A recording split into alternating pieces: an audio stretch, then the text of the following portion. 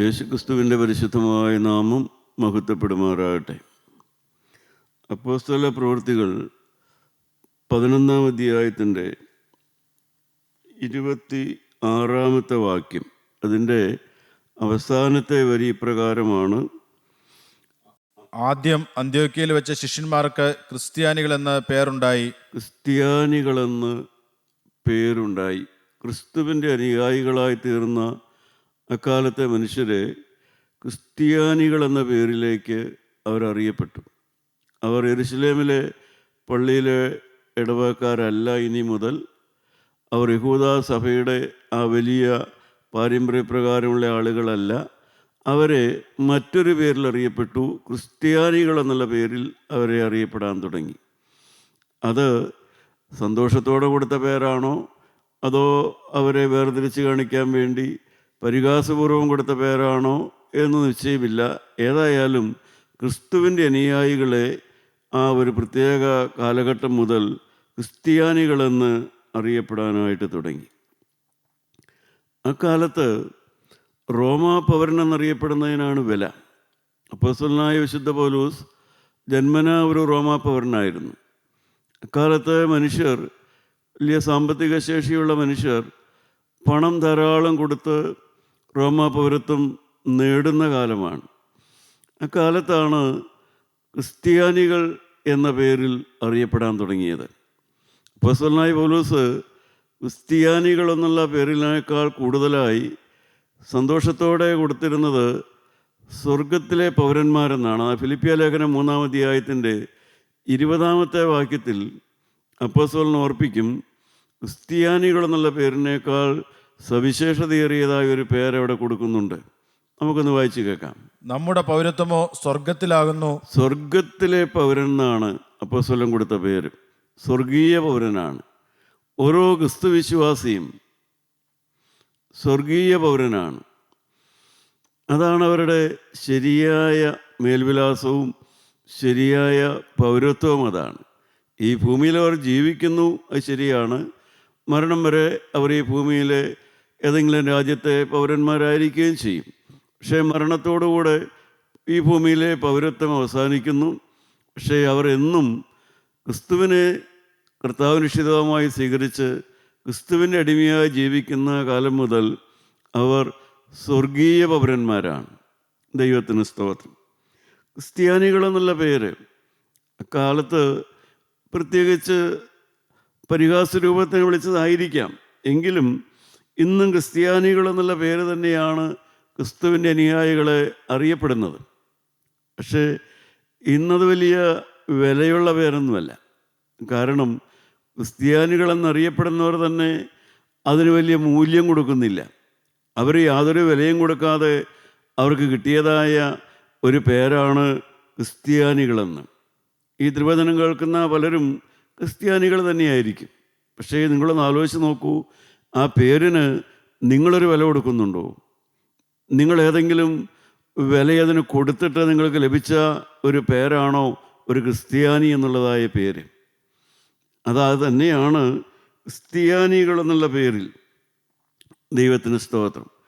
വില കൊടുക്കാതെ കിട്ടിയതായൊരു പേരായതുകൊണ്ട് ഇന്ന് ക്രിസ്ത്യാനികൾക്ക് ആ പേരിന് സവിശേഷത തോന്നുന്നില്ല എന്നുള്ളതാണ് സത്യം. നാം ചിന്തിച്ചു വന്നത് ഇളകാത്ത രാജ്യം പ്രാപിക്കുന്ന അവസ്ഥയെക്കുറിച്ചാണ്. എബ്രായലേഖനം 12-ാം അധ്യായത്തിൻ്റെ 24-ാമത്തെ വാക്യത്തിൽ ഇളകാത്ത രാജ്യം പ്രാപിക്കുന്നവർ, നമുക്കൊന്ന് വായിക്കാം. ആകയാൽ ഇളകാത്ത രാജ്യം പ്രാപിക്കുന്നത് കൊണ്ട് നാം നന്ദിയുള്ളവരായി ദൈവത്തിന് പ്രസാദം പെരുമാറ ഭക്തിയോടും ഭയത്തോടും കൂടെ സേവ ചെയ്യുക. ദൈവത്തിന് സ്തോത്രം. ഇളകാത്ത രാജ്യം പ്രാപിക്കുന്നത് കൊണ്ട് ഭക്തിയോടും ഭയത്തോടും കൂടെ ജീവനുള്ള ദൈവത്തെ സേവിക്കേണ്ടവരാണ് നാം. പ്രിയപ്പെട്ടവരെ, ഒരു ദൈവ പൈതൽ അഥവാ ഒരു സ്വർഗീയ പൗരനായിത്തീരുന്ന ഒരു മനുഷ്യൻ, അത് വില കൊടുക്കാതെ കിട്ടുന്ന ഒരു പദവിയല്ല. ഒരു പക്ഷേ വ്യക്തിപരമായി ഞാൻ വില കൊടുത്ത് കാണില്ല, ഞാൻ രൂപ കൊടുത്തതല്ല, ഞാൻ ഏതെങ്കിലും മതം അല്ലെങ്കിൽ ഒരു സഭ അല്ലെങ്കിൽ ഒരു സംഘടന ഒരു വ്യക്തിക്ക് കൊടുക്കുന്നതായ ഒരു പദവിയല്ല ക്രിസ്ത്യാനി എന്നുള്ളതോ അല്ലെങ്കിൽ സ്വർഗത്തിലെ പൗരനെന്നുള്ളത് ഒരു സഭ കൊടുക്കുന്ന ഒരു പേരല്ല, പദവിയല്ല, ഒരു സംഘടന കൊടുക്കുന്നതല്ല.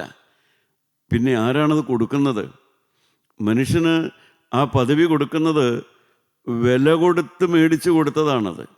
നമുക്ക് ആ കാര്യങ്ങളിലേക്കൊന്ന് ശ്രദ്ധിക്കാം. വില കൊടുത്തതാണ്. ആരാണതിന് വില കൊടുത്തത്? അപ്പോസ്തലനായ പത്രോസിൻ്റെ 1-ാമത്തെ ലേഖനം 1-ാം അധ്യായത്തിൻ്റെ 18-ാമത്തെ വാക്യം നമുക്ക് വായിക്കാം. ആരാണ് അതിനു വേണ്ടി വില കൊടുത്തത്?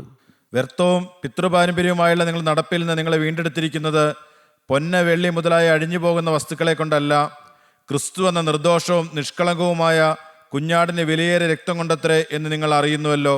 കുഞ്ഞാടാകുന്ന കർത്താവായ യേശുക്രിസ്തുവിൻ്റെ വിലയേറിയ രക്തം കൊടുത്തിട്ട് ഒരു ക്രിസ്ത്യാനിക്ക് നേടിക്കൊടുക്കുന്നതാണ് ഒരു ക്രൈസ്തവൻ അഥവാ ഒരു സ്വർഗീയ പൗരൻ, സ്വർഗത്തിലെ പൗരത്വം എന്നുള്ളത് വില കൊടുത്ത് മേടിച്ചു കൊടുക്കുന്നതാണ്. സങ്കീർത്തനം 49-ാം സങ്കീർത്തനം അതിൻ്റെ 8ഉം 9ഉം വാക്യം നമുക്ക് വായിക്കാം. അവനെ വീണ്ടെടുപ്പാനോ ദൈവത്തിന് വീണ്ടെടുപ്പ് വില കൊടുപ്പാനോ ആർക്കും കഴിയുകയില്ല. അവരുടെ പ്രാണന്റെ വീണ്ടെടുപ്പ് വിലയേറിയത്, അത് ഒരു നാളും സാധിക്കുകയില്ല. ദൈവത്തിന് സ്തോത്രം. പ്രിയപ്പെട്ടവരെ, 49-ാം സങ്കീർത്തനം അത് ചിന്തിച്ചു വരുന്നത് പണം കൊണ്ട് എന്തെല്ലാം സാധിക്കും, ഒരു ധനവാൻ എന്തെല്ലാം സാധിക്കും. ധനം കൊണ്ട്, പണം കൊണ്ട്, പദവി കൊണ്ട് ഈ ലോകത്തിലെ അനേക കാര്യങ്ങൾ സാധിക്കുമെന്ന് എല്ലാവർക്കും അറിയാം. അവിടെ ഒരു ചിന്തയാണ് അവിടെ പ്രകടമായിട്ട് വരുന്നത്. അതിൻ്റെ 5-ാമത്തെ വാക്യം, അകൃത്യം എൻ്റെ കുതികാലിനെ പിന്തുടർന്ന് എന്നെ വളയുന്ന ദുഷ്കാലത്ത് ഞാൻ ഭയപ്പെടുന്നത് എന്തിന്? ഒരു ധനമുണ്ടെങ്കിൽ പിന്നെ പാപം ചെയ്താലും ധനമുണ്ടെങ്കിൽ പേടിക്കണ്ട. ധനവാനാണെങ്കിൽ പാപം ചെയ്താലും ഭയപ്പെടണ്ട എന്നുള്ളതായ ഒരു ചിന്തയാണുള്ളത്.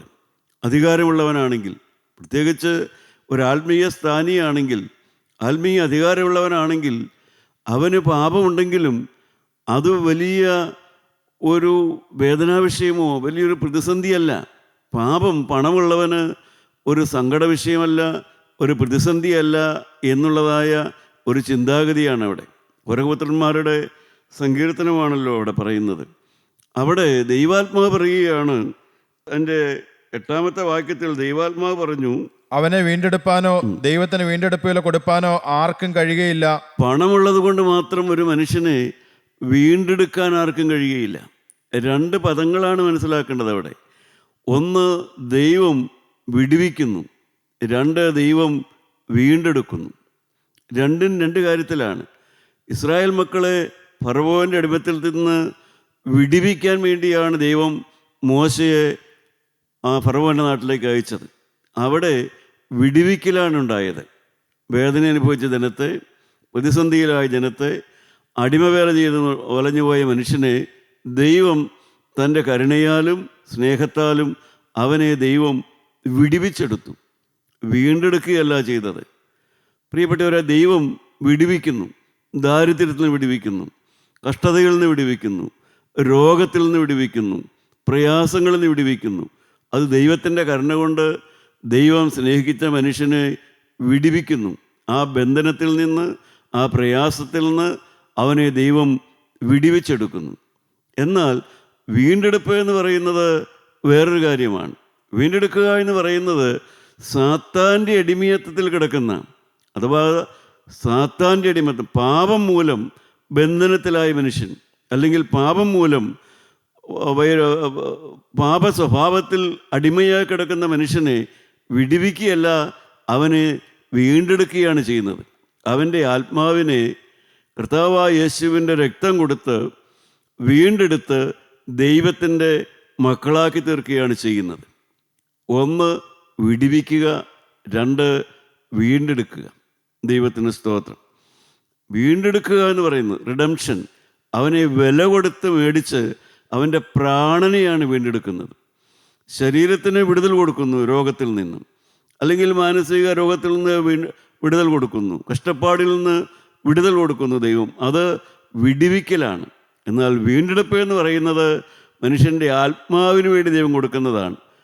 സ്വർഗത്തിൽ നരകത്തിലേക്ക് പോകേണ്ടതായ ആ മനുഷ്യൻ്റെ ആത്മാവിനെ ദൈവം വീണ്ടെടുക്കുന്നു. യേശുക്രിസ്തുവിൻ്റെ രക്തം കൊടുത്ത് ആ ആത്മാവിനെ വീണ്ടെടുത്ത് സ്വർഗത്തിൻ്റെ അവകാശിയാക്കി മാറ്റുന്നു. അത് നിസ്സാരമായൊരു കാര്യമല്ല. അതിന് വില കൊടുക്കാൻ ഈ ലോകത്ത് ആർക്കും കഴിയുകയില്ല. പണം കൊണ്ട് വീണ്ടെടുപ്പ് നടക്കില്ല. പ്രിയപ്പെട്ടവരെ, ഒരു പാപി, ഒരു മദ്യപാനിയെ സ്വർഗത്തിലാക്കണമെങ്കിൽ അവന് വീണ്ടെടുപ്പാണ് ആവശ്യം. ഒരു ചീത്ത സ്വഭാവമുള്ള ഒരു യുവാവിനെ അല്ലെങ്കിൽ യുവതിക്ക് വീണ്ടെടുപ്പാണ് ആവശ്യം. അവൻ്റെ ആത്മാവിനെ പാപത്തിൽ നിന്ന് വീണ്ടെടുക്കുകയാണ് വേണ്ടത്. അല്ലെങ്കിൽ പാരമ്പര്യമനുസരിച്ച് ചടങ്ങുകളും ആചാരങ്ങളും അനുഷ്ഠാനങ്ങളുമായി നടക്കുന്ന ഒരു മതഭക്തന് വിടുവിക്കലല്ല, വീണ്ടെടുപ്പാണ് ആവശ്യം.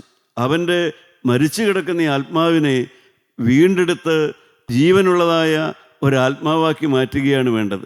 അത് ചെയ്യാൻ ആർക്ക് കഴിയും? അത് ചെയ്യാൻ ആർക്ക് കഴിയും? അതാണ് ഗൗരവപുത്രന്മാരവിടെ ചിന്തിക്കുന്നത്. അവർ തന്നെ പറയുകയാണ്, അവരുടെ പ്രാണൻ്റെ വീണ്ടെടുപ്പ് വിലയേറിയത്. വിടുവിക്കലിനേക്കാൾ വിലയേറിയതാണ് വീണ്ടെടുപ്പ് എന്ന് പറയുന്നത്. കർത്താവായ യേശുക്രിസ്തു അനേക രോഗികളെ വിടുവിച്ചു. കുരുടനെ കണ്ണുകാഴ്ചയുള്ളവനാക്കി, മുടന്തനെ നടക്കുമാറാക്കി, കുഷ്ഠരോഗിയെ സൗഖ്യമുള്ളവനാക്കി. പക്ഷേ അവിടെയെല്ലാം വിടുവിക്കലാണ് നടന്നത്. വീണ്ടെടുപ്പ് എന്ന് പറയുന്നത് വലത്തുഭാഗത്തെ കള്ളനെ കർത്താവായ യേശുക്രിസ്തു വിടുവിക്കുകയല്ല ചെയ്തത്, വീണ്ടെടുക്കുകയാണ് ചെയ്തത്. അവൻ്റെ പ്രാണനെ വീണ്ടെടുത്തു. അവൻ്റെ ശരീരം അവിടെ മരണം നടന്നു, പക്ഷേ അവൻ്റെ പ്രാണനെ കർത്താവായ യേശുക്രിസ്തു വീണ്ടെടുത്തു. മഗ്ദലക്കാരത്തി മറിയയ്ക്ക് സംഭവിച്ചതാണ്. അവളുടെ പ്രാണനെ യേശുക്രിസ്തു വീണ്ടെടുത്തു. കർത്താവ് പറഞ്ഞത് അനുസരിച്ച് പാപം കൂടാതെ ജീവിക്കാൻ തീരുമാനിച്ചപ്പോൾ അവൾക്ക് ലഭിച്ചത് ഒരു വീണ്ടെടുപ്പാണ്. പ്രിയപ്പെട്ടവരെ, നമുക്ക് ആ വീണ്ടെടുപ്പാണ് വേണ്ടത്. നമുക്ക് താൽക്കാലിക ഒരു ആശ്വാസം, ഒരു വിടുവിക്കൽ. അനേകർക്കും ഇതിൻ്റെ അർത്ഥം മനസ്സിലാകാതെ രോഗസൗഖ്യം വേണം, പ്രശ്നത്തിന് പരിഹാരം വേണം, ആകുലം മാറണം, വീട് പണി നടക്കണം, കുടുംബത്തിൽ ശാന്തത വരണം, അലസനായ ഭർത്താവ് കരുതലുള്ള ഭർത്താവായി മാറണം, മയക്കുമരുന്നിനടിമയായി കിടക്കുന്ന മക്കൾ എത്രയും വേഗം ദൈവമക്കളായി തീരണം. ഇതെല്ലാമാണ് മനുഷ്യർക്ക് ആവശ്യം. പക്ഷേ വേണ്ടത് വീണ്ടെടുപ്പാണ് നടക്കേണ്ടത്. വീണ്ടെടുപ്പ് കൊടുക്കുമ്പോഴാണ് മനുഷ്യൻ സ്വർഗത്തിൻ്റെ പൗരനാകുന്നു, യേശുക്രിസ്തുവിൻ്റെ മകനെന്ന് അറിയപ്പെടുന്നതായ ഒരവസ്ഥയാണ് പറയുന്നത് വീണ്ടെടുപ്പ് എന്ന് പറയുന്നത്. അതുകൊണ്ട് ഒരു ക്രിസ്ത്യാനി യഥാർത്ഥത്തിൽ വീണ്ടെടുക്കപ്പെട്ടവനായിരിക്കണം. അവൻ്റെ ആത്മാവ് യേശുക്രിസ്തു വില കൊടുത്ത് മേടിച്ച ഒരാത്മാവാണ് എന്ന് അവന് തന്നെ ബോധ്യമുണ്ടാകണം. പ്രിയപ്പെട്ടവരെ, 35-ാമത്തെ വയസ്സിലാണ് ഞാൻ മാനസാന്തരപ്പെടുന്നത്. മാനസാന്തരപ്പെട്ട് കഴിയുമ്പോൾ എന്താണ് എൻ്റെ അവസ്ഥ? പിശാചിൻ്റെ കയ്യിൽ കിടന്ന എൻ്റെ ആത്മാവിനെ, പാപ സ്വഭാവം മൂലം പിശാചിൻ്റെ കയ്യിൽ കിടന്ന എൻ്റെ ആത്മാവിനെ, ഞാനൊന്നും പള്ളിഭക്തനും മതഭക്തനും എല്ലാമായിരുന്നു, ദേവാലയത്തിലെ കർമ്മങ്ങളും എല്ലാം ഉണ്ടായിരുന്നു. പക്ഷേ എൻ്റെ ആത്മാവ് ദുഷ്ടൻ്റെ കയ്യിലായിരുന്നു. കർത്താവായ യേശുവിനെ ഞാൻ രക്ഷിതാവായി സ്വീകരിച്ചപ്പോൾ ക്രിസ്തുവിൻ്റെ രക്തം മുഖാന്തിരം യേശുക്രിസ്തു എന്നെ വീണ്ടെടുത്തു. ഞാൻ ദൈവവൈതലായി തീർന്നു. ദൈവത്തിന് സ്തോത്രം. ഇപ്പോൾ ഞാൻ യേശുവിൻ്റെ വകയാണ്. അന്ന് വരെ ഞാൻ യേശുവിൻ്റെ വകയല്ല. ഇപ്പോൾ എന്നെ ഒരാൾ വില കൊടുത്ത് മേടിച്ചിട്ടുണ്ട്. ആ വില കൊടുത്ത് മേടിച്ച യേശുവാണ് എൻ്റെ സകല കാര്യങ്ങളും നിർവഹിക്കുന്നത് എന്നുള്ളതാണ് സത്യം. അതൊരു ചെറിയ കാര്യമല്ല. 72-ാം സങ്കീർത്തനം ശലോമോൻ പറയുന്നുണ്ട്. എൻ്റെ 14-ാമത്തെ വാക്യം വായിക്കാം. 12-14 വാക്യം വായിച്ചാൽ മതി. 72-ാം സങ്കീർത്തനം. അവൻ നിലവിളിക്കുന്ന ദരിദ്രനെയും സഹായമില്ലാത്ത എളിയവനെയും വിടുവിക്കുമല്ലോ. വിടുവിക്കുന്നു. അവരുടെ പ്രാണനെ അവൻ പീഡയിൽ നിന്നും സാഹസത്തിൽ നിന്നും വീണ്ടെടുക്കും. ദൈവത്തിന് സ്തോത്രം. 2 വാക്കുകളാണ് കാണുന്നത്. നിലവിളിക്കുന്ന ദരിദ്രനെ അവൻ വിടുവിച്ചെടുക്കും. നിലവിളിക്കുന്ന ദരിദ്രൻ എന്ന് പറയുന്നത് പണമില്ലാത്തവൻ മാത്രമല്ല, വലിയ രാജകീയ അധികാരമുള്ളവൻ മുതൽ വലിയ ഭരണ അധികാരമുള്ളവർ വരെ കസേരയിലിരുന്ന് ഭവനത്തെ ഓർത്ത്, അവരുടെ അവസ്ഥയോർത്ത്, അവരുടെ രോഗമോർത്ത്, അവരുടെ കുടുംബത്തെ ഓർത്ത് നിലവിളിക്കുന്ന അനേകരുണ്ട്. കൊട്ടാരം പോലെയുള്ള വീടുകളിൽ രാജ്ഞിയെപ്പോലെ കഴിയുന്നവരുണ്ട്. പക്ഷേ അവരുടെ ഹൃദയം വേദന കൊണ്ട് പിളയുന്ന ഹൃദയമാണ്. സങ്കീർത്തനക്കാരൻ പറയുന്ന പോലെ വീടിൻ്റെ മുകളിൽ തനിച്ചിരിക്കുന്ന മൂങ്ങ പോലെയുള്ള വേദനിക്കുന്ന മനുഷ്യരുണ്ട്. വലിയ വീടിനകത്താണ് പാർക്കുന്നത്, പക്ഷേ അവർ വീടിന് മുകളിൽ തനിച്ചിരിക്കുന്ന മൂങ്ങ പോലെയാണ്. കാരണം എല്ലാവരും ഉണ്ട്, പക്ഷേ ആരുമില്ല. ഭർത്താവുണ്ട്, പക്ഷേ ഏകാന്തതയിലാണ്. മക്കളുണ്ട്, പണമുണ്ട്, എല്ലാം ഉണ്ട്, പക്ഷേ ആത്മാവ് ഏകാന്തത അനുഭവിക്കുന്നു. അവരെ ജീവനുള്ള ദൈവം വിടുവിക്കുന്നു. അവരെ ആ സങ്കടങ്ങളിൽ നിന്ന്, ആ നിരാശയിൽ നിന്ന്, ആ ആകുലത്തിൽ നിന്ന്, അവരനുഭവിക്കുന്ന പ്രയാസങ്ങളിൽ നിന്ന് കർത്താവ് അവരെ വിടുവിച്ചെടുക്കുന്നു. 14-ാമത്തെ വാക്യം എന്താണ് നാം വായിച്ചത്? അവരുടെ പ്രാണനെ അവൻ പീഡയിൽ നിന്നും സാഹസത്തിൽ നിന്നും വീണ്ടെടുക്കും. അവരുടെ പ്രാണനെ ദൈവം പീഡയിൽ നിന്നും സാഹസത്തിൽ നിന്നും വീണ്ടെടുക്കും. പ്രിയപ്പെട്ടവരെ, ആത്മാവിന് ദൈവം വീണ്ടെടുപ്പ് കൊടുക്കുന്നു. ഈ ലോകത്തിലൊരു ഭൗതികമായ അനുഗ്രഹം മാത്രമല്ല, നിത്യമായ ആ സമാധാനത്തിന് വേണ്ടി അവരെ സ്വർഗത്തിൻ്റെ പൗരന്മാരായിട്ട് യേശുക്രിസ്തു വീണ്ടെടുക്കുന്നു എന്നുള്ളതാണ് സത്യം. ദൈവത്തിന് സ്തോത്രം. നാം ആ വീണ്ടെടുപ്പ് അനുഭവിക്കുന്നത് വരെയും നമ്മുടെ അവസ്ഥ എന്ന് പറയുന്നത് എഫേസ്യ ലേഖനം 2-ാം അധ്യായത്തിൻ്റെ 12, 13, 14 വാക്യം നമുക്ക് വായിച്ചു. എഫേസ്യ ലേഖനം 2-ാം അധ്യായം എടുക്കാം. മുമ്പേ ദൂരസ്ഥരായിരുന്ന നിങ്ങൾ ഇപ്പോൾ ക്രിസ്തുവേശുവിൽ ക്രിസ്തുവിൻ്റെ രക്തത്താൽ സമീപസ്ഥരായി തീർന്നു. ദൈവത്തിന് സ്തോത്രം. അതിൻ്റെ 11-ാം വാക്യം പറയും, മുമ്പേ നിങ്ങൾ പ്രകൃതിയാൽ ജാതികളായിരുന്നു. എന്ന് വെച്ചാൽ അക്കാലത്ത് യഹൂദന്മാരല്ലാത്ത സകലരെയും ജാതികളെന്ന് വിളിച്ചിരുന്നു. ക്രിസ്ത്യാനികളുണ്ടാക്കിയ പേരല്ലാതെ യഹൂദന്മാർ വിളിക്കുന്നതാണ്. യഹൂദരല്ലാത്ത എല്ലാവരെയും ജാതികളെന്ന് വിളിച്ചിരുന്നു. എന്ന് വെച്ചാൽ അവർ ദൈവത്തിൻ്റെ മക്കളല്ല എന്നുള്ള അർത്ഥത്തിലാണ് അവരത് വിളിച്ചിരുന്നത്. അപ്പോസ്തലൻ ഓർപ്പിക്കുകയാണ്, ജഡത്തിൻ്റെ കയ്യാലുള്ള പരിച്ഛേദന ഏറ്റിട്ടില്ല. എന്തുകൊണ്ടാണ് ജാതി എന്ന് വിളിക്കാൻ കാര്യം? അവർ ഏതെങ്കിലും കുറഞ്ഞ ജാതിയായിട്ടല്ല, ജാതിപരമായ വ്യത്യാസങ്ങളൊന്നുമില്ലായിരുന്നു. പക്ഷേ പരിച്ഛേദനയേറ്റവരും പരിച്ഛേദനയില്ലാത്തവരും, പരിച്ഛേദനയേറ്റ യഹൂദൻ പരിച്ഛേദനയില്ലാത്ത മനുഷ്യരെ ജാതികളെന്ന് വിളിച്ചിരുന്നു.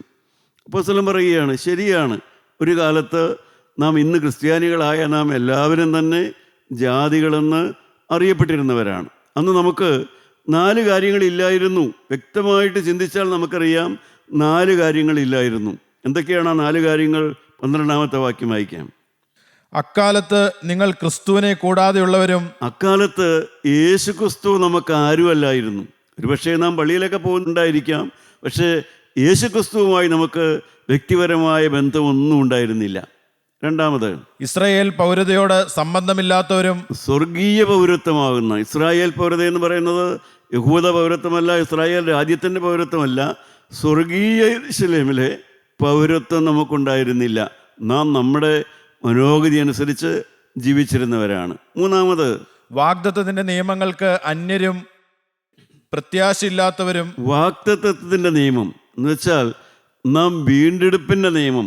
ക്രിസ്തുവിൻ്റെ മകനായി തീർന്നു, യേശുക്രിസ്തുവിൻ്റെ മകളായി തീർന്നു, രക്ഷിക്കപ്പെട്ട അനുഭവത്തിലേക്ക് വന്നു, സ്വർഗരാജ്യത്തിന് അവകാശിയാണ്.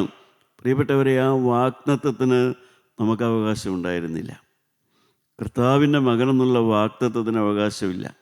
പരിശുദ്ധാത്മാവിന് ലഭിക്കുമെന്നുള്ള ആ വാഗ്ദത്തത്തിന് നമ്മൾ അവകാശികളായിരുന്നില്ല. ഈ ഭൂമിയിൽ ജീവിക്കുമ്പോൾ തന്നെ ഒരു വിശുദ്ധ ജീവിതത്തിനുള്ളതായ ഒരു വാഗ്ദത്തം നമുക്കുണ്ടായിരുന്നില്ല. നാം പ്രത്യാശയില്ലാത്തവരായിരുന്നു. അപ്പോൾ നാം ക്രിസ്തുവില്ലാത്തവരായിരുന്നു. നാം ഈ ലോകത്തിലെ സ്വർഗീയ യെരൂശലേമിലെ പൗരത്വം നമുക്കുണ്ടായിരുന്നില്ല, നമുക്ക് വാഗ്ദത്തം ഉണ്ടായിരുന്നില്ല. എന്നുവെച്ചാൽ ഒരു നാൾ ഞാൻ നിന്നെ കൈവിടുകയില്ല, ഉപേക്ഷിക്കുകയില്ല എന്ന് പറഞ്ഞ ആ യേശുക്രിസ്തുവിൻ്റെ വാഗ്ദത്തത്തിന് നാം അവകാശികളായിരുന്നില്ല. നമുക്ക് പ്രത്യാശ ഉണ്ടായിരുന്നില്ല. മരണം കഴിഞ്ഞാൽ എന്താണെന്ന് നമുക്കറിയില്ലായിരുന്നു. അങ്ങനെയുള്ളതായ ഒരു കാലത്ത് നിന്നാണ് ജീവനുള്ള കർത്താവായ യേശുക്രിസ്തു നമ്മളെ രക്തം കൊടുത്ത് വിലയ്ക്ക് മേടിച്ച് തൻ്റെ മക്കളാക്കി തീർത്തു. എൻ്റെ പ്രിയപ്പെട്ടവരെ, കർത്താവായ യേശു ചെയ്ത വൻ കാര്യം. ദൈവത്തിന് സ്തോത്രം. ഇന്ന് ക്രിസ്ത്യാനികൾ വിലയുള്ളതായി കാണുന്നത് അവരുടെ സഭ, വലിയ പള്ളി, വലിയ സംഘടന, വലിയ വലിയ ആത്മീയ പ്രസ്ഥാനങ്ങൾ, ഇതൊക്കെ ക്രിസ്ത്യാനി വിലയുള്ളതായി കാണുന്നു. എന്നാൽ ക്രിസ്ത്യാനി വില കുറച്ച് കാണുന്ന എന്തൊക്കെയാണ്? വിശുദ്ധ വേദപുസ്തകം, കർത്താവായ യേശുവിൻ്റെ ഉപദേശമാകുന്ന മാനസാന്തരം, കാൽവരിയിലെ കുരിശ്, കർത്താവിൻ്റെ പുനരുത്ഥാനം, കർത്താവിൻ്റെ 2-ാമത്തെ വരവ്, ഇതൊക്കെ ഇന്ന് ക്രിസ്ത്യാനികൾക്ക് വലിയ വിലയുള്ള കാര്യമല്ല. പ്രിയപ്പെട്ടവരെ, നാം ഏതിനാണ് വില കൊടുക്കുന്നത്? നാം ഏതിനാണ് വില കൊടുക്കുന്നത്? കർത്താവിൻ്റെ കുരിശിനാണോ വില? കർത്താവിൻ്റെ പുനരുത്ഥാനത്തിനാണോ വില? മാനസാന്തരം എന്ന അനുഭവത്തിനാണോ വില? അതോ നാം ഈ ലോകത്തിലെ ക്രൈസ്തവൻ്റെ ആർഭാടങ്ങൾക്കും അവൻ വലിയ പൊങ്ങച്ചത്തോടെ പറയുന്നതായ ക്രിസ്ത്യാനി എന്നുള്ളതായ ഒരു നാമധേയ പേരിനാണോ? ഏതിനാണ് വില? നിങ്ങൾ ആ വീണ്ടെടുപ്പ് അനുഭവിച്ചോ? നിങ്ങൾ മാനസാന്തരത്തിലേക്ക് വന്നോ? പ്രിയപ്പെട്ടവരെ, ആ അനുഭവത്തിലേക്ക് നമ്മൾ വന്നു കഴിയുമ്പോഴേ പിന്നെ നമുക്ക് ഒരപ്പനോട് ചോദിക്കുന്നത് പോലെ യേശുക്രിസ്തുവിനോട് നമ്മുടെ ആവശ്യങ്ങൾ പറയാൻ സാധിക്കുകയുള്ളൂ. വീണ്ടെടുക്കപ്പെടണം, വീണ്ടെടുപ്പ് നടക്കണം. ആ ഭാഗ്യപദവിയിലേക്ക് നാം ഓരോരുത്തരും വരണമെന്നുള്ളതാണ് സത്യം. ഫലമില്ലാത്ത ക്രിസ്ത്യാനികൾ ആയിത്തീരുന്നൊരവസ്ഥ എന്ന് വെച്ചാൽ പേരുണ്ട്, പക്ഷേ ഫലമില്ല. എല്ലാ ക്രിസ്ത്യാനികൾക്കും ദൈവം മുമ്പാകെ വിലയില്ല എന്നുള്ളതാണ് സത്യം. കാരണം ദൈവത്തിൻ്റെ മുമ്പാകെ ഒരുവന് വിലയുണ്ടാകണമെങ്കിൽ അവൻ വീണ്ടെടുപ്പിലേക്ക് വരണം. ഹോശയ്യാ പ്രവചനം 13:13 പറയും, അനേകരും ആ സമർപ്പണത്തിലേക്ക് വരുന്നില്ല. ഹോശയ്യാ 13:13 നമുക്ക് മനസ്സിലാകുന്ന ഭാഷയിലാണ് പ്രവാചകൻ പറയുന്നത്. ഒന്ന് വായിച്ചു കേൾക്കാം. നോവ് കിട്ടിയ സ്ത്രീയുടെ വേദന അവനെ ഉണ്ടാകും. അവൻ ബുദ്ധിയില്ലാത്ത മകൻ, സമയമാകുമ്പോൾ അവൻ ഗർഭദ്വാരത്തിങ്കിൽ എത്തുന്നില്ല. ദൈവത്തിന് സ്തോത്രം. പ്രിയപ്പെട്ടവരെ, അനേകരും അവർക്കറിയാം ശരിയല്ല, പാപമുണ്ട്, അവർ ദൈവരാജ്യത്തിൽ പോകുമോ നിശ്ചയമില്ല, ആ കാര്യത്തെക്കുറിച്ച് അവർക്ക് ഭയമുണ്ട്, കർത്താവ് സഹായിക്കുമോ നിശ്ചയമില്ല, ഈ പ്രശ്നത്തിൽ നിന്ന് കർത്താവ് അവർക്കൊരു സഹായം കൊടുക്കുമോ, ഒരപ്പ എന്ന് വിളിച്ച് പ്രാർത്ഥിക്കാനുള്ള പ്രാഗൽഭ്യമില്ല. ഇതവർക്കറിയാമെങ്കിലും അവർക്ക് ആ ബോധമുണ്ടെങ്കിലും സമയമാകുമ്പോൾ ഗർഭദ്വാരത്തിലേക്ക് വരാത്ത ഒരു ശിശുവിനെ എന്ന പോലെയാണ് അവരെക്കുറിച്ച് പ്രവാചകൻ പറയുന്നത്. കാരണം അവർ സമർപ്പണമെടുക്കുന്നില്ല. ഞാൻ യേശുവിൻ്റെ മകനാണ്, ഞാൻ യേശുവിൻ്റെ മകൾ തന്നെയാണ്, ഞാൻ യേശുവിനെ എൻ്റെ കർത്താവ് രക്ഷിതാവുമായി സ്വീകരിക്കുന്നു എന്നുള്ളതായ ആ സമർപ്പണമെടുക്കാൻ അവരുടെ പണം, അവരുടെ ജോലി, അവരുടെ വിദ്യാഭ്യാസം, അവരുടെ പാരമ്പര്യം ഇത് അനേകരെ സമ്മതിക്കുന്നില്ല. സമയമാകുമ്പോൾ അവർ പുറകോട്ട് മാറുകയാണ്. ഗർഭദ്വാരം വരെ എത്തുന്നു, സമയമാകുമ്പോൾ അകത്തേക്ക് തന്നെ വലിഞ്ഞു പോകുന്ന ഒരു കുഞ്ഞിനെ പോലെ എന്നാണ് പ്രവാചകൻ സങ്കല്പിക്കുന്നത്. പ്രിയപ്പെട്ടവരെ, നമ്മുടെ അവസ്ഥ എന്താണ്? ഒരു ഇലക്ട്രിക് മോട്ടർ, വൈൻഡിങ് ഉണ്ട്, അതിൻ്റെ മാഗ്നറ്റിക് സംവിധാനങ്ങളെല്ലാം ഉണ്ട്, പക്ഷേ കറണ്ടില്ലെങ്കിൽ യാതൊരു പ്രയോജനവുമില്ല എന്ന് പറയുന്ന പോലെയാണ് ക്രിസ്തുവില്ലാത്തൊരു ക്രിസ്ത്യാനി. ക്രിസ്തുവില്ലാത്തൊരു ക്രിസ്ത്യാനി, കറണ്ടില്ല, ഇലക്ട്രിക് മോട്ടറിൻ്റെ സകല സംവിധാനങ്ങളും ഉണ്ട്, പക്ഷേ വൈദ്യുതി മാത്രമില്ല. എന്ത് പ്രയോജനം? പ്രിയപ്പെട്ടവരെ, സഹോദര, നിൻ്റെ ക്രൈസ്തവ നാമം കൊണ്ട് നിനക്ക് എന്ത് പ്രയോജനം?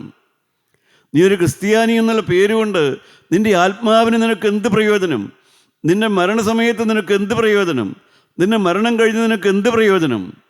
ആ പ്രയോജനം ലഭിക്കുന്നത് നീ സമർപ്പണമെടുക്കുമ്പോഴാണ്. ക്രിസ്തുവിൻ്റെ മകനാണെന്നുള്ളതായ ആ യഥാർത്ഥ ഒരു കീഴടങ്ങലിൻ്റെ അനുഭവം നമുക്കുണ്ടാകണം. എന്നെ കേൾക്കുന്ന പ്രിയപ്പെട്ടവരെ, നമ്മുടെ ചിന്തയിലേക്ക് നമുക്ക് തന്നെത്താനെന്ന് ഹൃദയത്തിലേക്ക് തിരിഞ്ഞു നോക്കാം. ഞാൻ വീണ്ടെടുക്കപ്പെട്ടവനാണോ? എനിക്ക് കഴിഞ്ഞ കാലങ്ങളിൽ രോഗസൗഖ്യം കിട്ടിയിട്ടുണ്ട്, കഴിഞ്ഞ കാലങ്ങളിൽ എൻ്റെ പ്രശ്നം മാറ്റി കിട്ടിയിട്ടുണ്ട്, എൻ്റെ ബുദ്ധിമുട്ട്, എൻ്റെ കണ്ണുനീര് ദൈവം കണ്ടിട്ടുണ്ട്, എനിക്ക് ദൈവം വീടുണ്ടാക്കി തന്നിട്ടുണ്ട്, എനിക്ക് ദൈവം ഭവനം ഉണ്ടാക്കി തന്നിട്ടുണ്ട്, എൻ്റെ നല്ല വിവാഹം നന്നാക്കി തന്നിട്ടുണ്ട്, ഓടിയെത്തിയ അത്യാപത്തിൽ നിന്ന് ദൈവം എന്നെ മാറ്റിയിട്ടുണ്ട്, എൻ്റെ സകല കാര്യങ്ങളും കർത്താവ് നടത്തി തന്നിട്ടുണ്ട്, വിടുവിച്ചിട്ടുണ്ട്. പക്ഷേ വീണ്ടെടുക്കപ്പെട്ടിട്ടില്ല. പ്രിയപ്പെട്ടവരെ, ആ വീണ്ടെടുപ്പാണ് വിലയേറിയത്. ആത്മാവിൻ്റെ വീണ്ടെടുപ്പാണ് വിലയേറിയത്. അത് കാൽവലിയിലെ രക്തത്താൽ നിൻ്റെ ആത്മാവ് വീണ്ടെടുക്കപ്പെടണം. ഒന്ന് കണ്ണുനീരോടെ കർത്താവിനോട് പ്രാർത്ഥിക്കാവോ? കർത്താവേ, വിടുവിക്കലുണ്ടായിട്ടുണ്ട്, വീണ്ടെടുപ്പ് നടന്നിട്ടില്ല. നീ എൻ്റെ രോഗം മാറ്റി കിട്ടിയിട്ടുണ്ട്, എൻ്റെ പ്രശ്നം മാറ്റി കിട്ടിയിട്ടുണ്ട്, പക്ഷേ ആത്മാവ് ദൈവത്തിൻ്റെ കരുത്തിലായിട്ടില്ല. ദൈവത്തിൻ്റെ മകനെന്ന് വിളിക്കത്തക്ക ഒരു പദവി എനിക്ക് ലഭിച്ചിട്ടില്ല.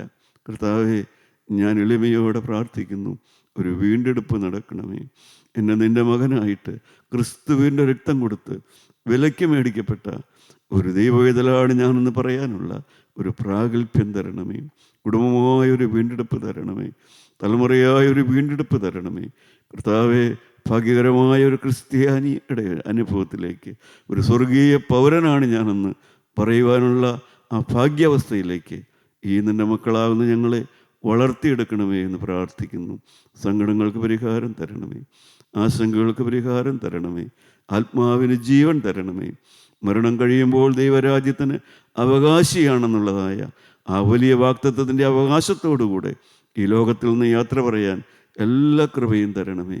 യേശു മൂലം പ്രാർത്ഥിക്കുന്നു. കൃപയോടെ കേട്ട് ഉത്തരം തരുമാറാകണമേ. ആമീൻ.